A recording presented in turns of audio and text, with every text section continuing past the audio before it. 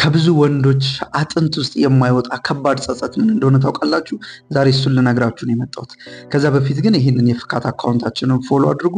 አሁን ፎሎወሮቻችን ኦልሞስት ከ27 ሺህ አልፈዋል። 30 ሺህ ስንገባ በሜንታል ሄልዝ ጉዳይ ላይ ከእናንተ ጋር በቀጥታ በላይቭ ማለት ነው ዲስከሽን እንጀምራለን። ስለዚህ ፎሎ ማድረግ ለወዳጆቻችሁ ማጋራትን አትርሱ።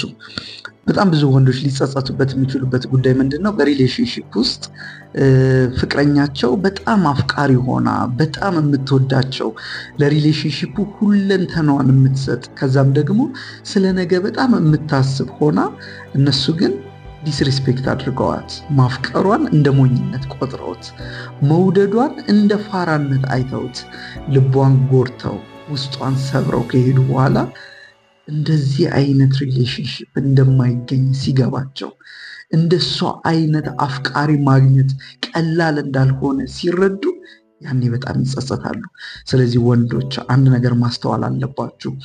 በህይወታችሁ በሪሌሽንሺፓችሁ የምታፈቅራችሁንና ህይወቷን የምትሰጣችሁን ሴት እንደ ሞኝ አትቁጠሯት። ያቺ ሴት ወደ ህይወታችሁ የመጣችው የህይወት አጋራችሁ ሆና ሊሆን ይችላል። ስለዚህ ፈጣሪ የሚሰጣችሁን ውድ ስጦታ አታራክሱት። ይልቁኑ ተንከባክባችሁ ለቁም ነገር አብቁት። ያኔ ደስተኛ ትሆናላችሁ።